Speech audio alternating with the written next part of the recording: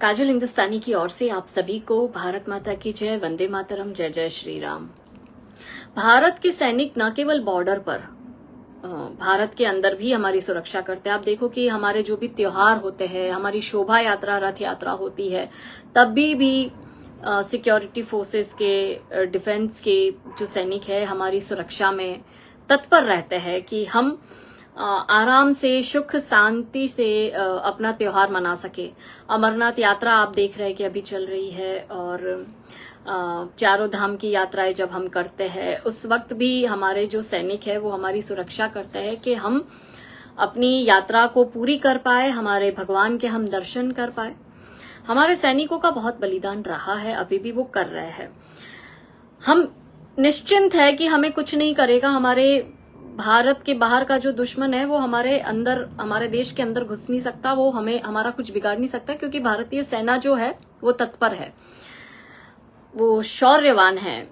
मगर भारत के अंदर जो ये आतंकवादी गैंग है, टुकड़े टुकड़े गैंग है, खान मार्केट गैंग है, भारत की बर्बादी के नारे लगाने वाली जो गैंग है, जिनमें से कुछ लोगों को तो कांग्रेस पार्टी ने अपने पार्टी में ले लिया है, पद दे दिया है।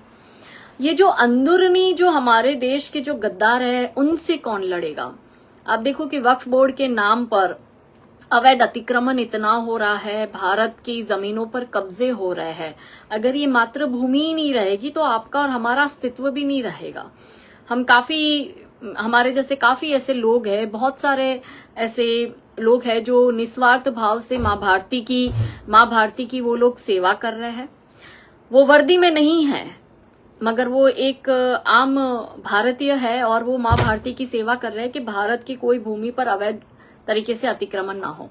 तो बाहर से तो हमारे देश को, बाहर के दुश्मनों से हमारे देश को सुरक्षित हमारे देश का जवान कर रहा है, मगर भारत के अंदर के दुश्मनों से सुरक्षा करने की जिम्मेदारी आपकी और हमारे जैसे लोगों की है। ना आज हमारी बेटियां सुरक्षित है, ना हमारी जमीनें सुरक्षित है, ना हमारे मंदिर सुरक्षित है, ना गौ माता की जमीनें सुरक्षित है, ना सरकारी भूमि सुरक्षित है। जगह जगह अवैध भूमि अतिक्रमण हो रहा है। ये भी एक तरह का आतंकवाद का स्वरूप है, और इससे निपटने के लिए हम सबको विजिलेंट होना बहुत जरूरी है। हमें देखना होगा, छोटी छोटी चीजों को नोट करना होगा। हमारे आसपास, हमारे गली मोहल्ले में कहीं रातों रात कुछ अवैध अतिक्रमण तो नहीं हो गया है। अगर हो गया है तो हमें उसी वक्त स्टेप लेकर लोकल प्रशासन को, लोकल संगठन जो है, धार्मिक संगठन है, सामाजिक संगठन है, हिंदू संगठन है, उनके साथ कोऑर्डिनेशन कर सरकार की तरफ, प्रशासन की तरफ इस और ध्यान इंगित करना पड़ेगा कि भाई यहाँ इस तरह का अवैध अतिक्रमण हुआ है। देखिए, भारत को इस्लामिक देश बनाने का एक बहुत बड़ा षड्यंत्र चल रहा है, और इस्लामिक देश बनाने के लिए क्या करना पड़ेगा? तो ये लोग करते हैं अवैध अतिक्रमण, ये करवाते हैं धर्मांतरण, ये करवाते हैं लव जिहाद, और इन तीनों का कनेक्शन आतंकवाद के साथ है। बप्पा रावल 7वीं शताब्दी से लड़े थे हमारे लिए।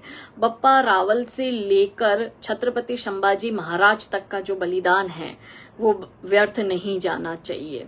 उन्होंने इस मातृभूमि को बचाने के लिए बलिदान दिया है, और इस मातृभूमि की सुरक्षा करने की जिम्मेदारी आपकी और हमारी है।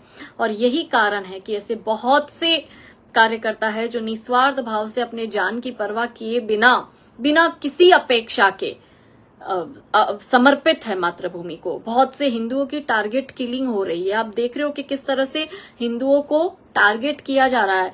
देखिए, एक जो है वो डायरेक्ट आतंकवाद है जो बॉर्डर पार से आ रहा है। एक अंदर, भारत के अंदर ही एक बौद्धिक आतंकवाद पनप रहा है, और यही बौद्धिक आतंकवाद जो है भारत के अंदर एक अपनी ऐसी टीम ए, टीम बी, टीम सी, टीम डी तैयार कर रहे हैं कि कैसे भी येन केन प्रकारेण भारत पर कब्जा किया जाए।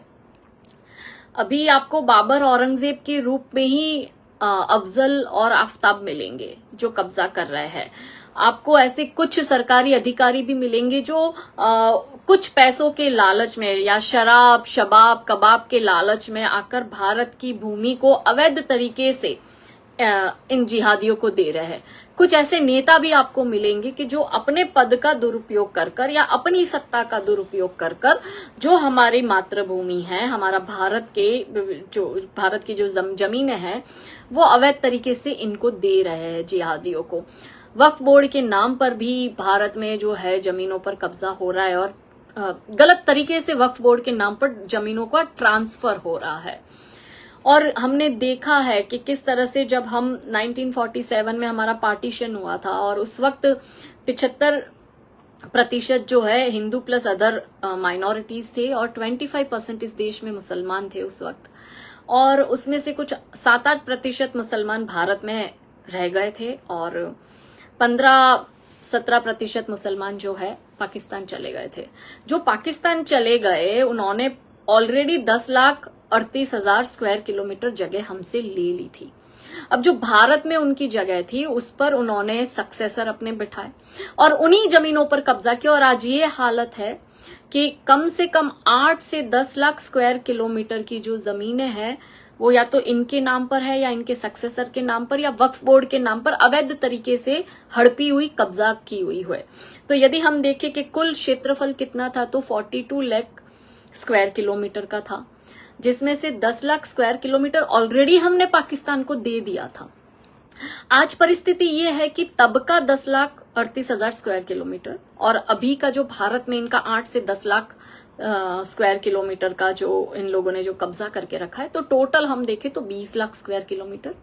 तो आप देखो कि किस तरह से 8% जो भारत में रह गए थे और 15 से 17% जो पाकिस्तान चले गए थे, यानी टोटल 25% के पास में 42 लाख स्क्वायर किलोमीटर के सामने 20 लाख स्क्वायर किलोमीटर की पूरी जगह है और सामने जो हिंदू और अदर माइनॉरिटीज है जो 75% थे उनके पास 20 लाख स्क्वायर किलोमीटर। तो यदि हम रेशियो देखते हैं तो 25% मुसलमानों के पास 50% जमीन है और 75% हिंदू प्लस अदर माइनॉरिटीज के पास में 50% जमीन है। और इसी तरह से कहते हैं ना, लड़के लिया पाकिस्तान हंस के लेंगे हिंदुस्तान, ये इसी तरह से ले रहे हैं। जब आपकी जमीनें ही नहीं रहेगी तो आपका देश कैसे रहेगा? आपका देश है क्या? देश का मूल स्वरूप क्या है? जो मैं हूं, आप है, इस देश के नागरिक है, ये देश की जो जमीन है वही तो ये देश है। अगर यही नहीं रहेगा तो भारत को इस्लामिकस्तान बनाने में कौन सा वक्त लगने वाला है? यूं लग जाएगा। जब आप अपनी घोर निद्रा से जागेंगे तो आप देखेंगे कि आपके पैरों के नीचे की जमीन नहीं रहेगी, आपके सर के ऊपर छत नहीं रहेगी। आप देखो, इस देश को इस्लामिक देश बनने से हम नहीं रोक सकते। हमें ये भविष्य दिखाई दे रहा है और इसीलिए कहीं ना कहीं आपके और हमारे जैसे ऐसे बहुत से सैकड़ों कार्यकर्ता है, ऐसे हजारों लोग हैं जो निस्वार्थ भाव से बिना किसी अपेक्षा के इस जमीन को, इस मातृभूमि को बचाने के लिए कोशिश कर रहे हैं। लव जिहाद की आड़ में आप देखो हर रोज इतने केसेस आ रहे हैं। मैं अगर यदि आपको गुजरात की बात करूं तो हर रोज 3 से 4 लव जिहाद के केसेस आ रहे हैं। अगर हम पूरे भारत की बात देखें तो मुझे हमेशा, जैसे मैं अपना ट्विटर ऑन करती हूँ तो मुझे दिखता है कि भाई आज इस जगह ये बना हुआ तो आज इस राज्य में ये, तो लगभग हर एक राज्य में हर रोज दर्जनों लव जिहाद के केसेस आ रहे हैं जो हम नहीं बोल रहे, जो मीडिया उसको दिखा रही है, जो मीडिया उसको पब्लिक डोमेन में ला रही है। भारत में रहने वाले बहुसंख्यक हिंदू को अपने ही भारत में एपोलोजेटिक फील कराया जा रहा है, उन पर अत्याचार हो रहे हैं, उनकी जमीनों पर कब्जा हो रहा है। और अगर पुलिस बीच में बचाने आ भी जाती तो अब पुलिस को भी कोर्ट कचहरी के धक्के खाने पड़ रहे हैं, पुलिस को खुद को जस्टिफाई करना पड़ रहा है कि भाई ये इन लोगों ने हम पर अटैक किया है। अब देखो कि परिस्थितियां कितनी खराब हो रही है। कुछ लोग मुझे लिखते हैं जब अपनी वेदना, अपनी पीड़ा कहते हैं। मैं बहुत जगह जब प्रवास में भी जाती हूँ तो वहां के जो लोग हैं, नागरिक हैं, वो आकर मुझे बात बताते हैं कि हालत कैसी हो गई है कि हिंदू सोसाइटी में ये लोग घुसने की कोशिश कर रहे हैं और कुछ हिंदू अपने स्वार्थ की वजह से जो है, इनको पहली प्रॉपर्टी ऊंचे दाम में मिल जाएगी तो ये लोग हिंदू जो है, जो स्वार्थी हिंदू है, वो बेच के निकल जाएगा। फिर धीरे धीरे ये लोग घुसते जाते हैं और फिर वहां से हिंदू जो है पलायन करता जाता है और धीरे धीरे 5-10 वर्षों में जो हिंदू एरिया था वो कंप्लीटली कन्वर्ट हो जाता है मुस्लिम एरिया में।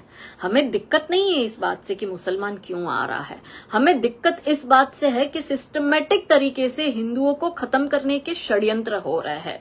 और यही कारण है कि हम हमारी बेटियां बचा पा रहे, ना हम हमारी जमीनें बचा पा रहे, क्योंकि एजेंडा है 2047 से पहले भारत को इस्लामिक देश बनाने का।